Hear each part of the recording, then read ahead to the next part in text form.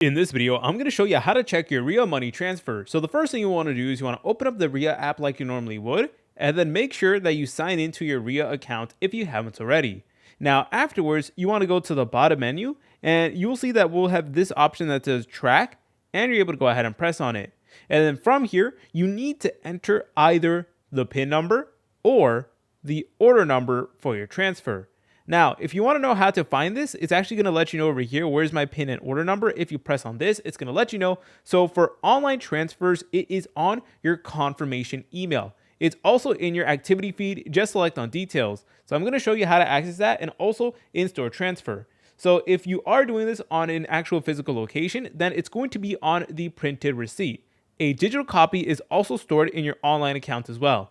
So select on understand. So let me go ahead and show you where all the transfers are. So if you go to the main menu, you'll see this option that says recent transfers.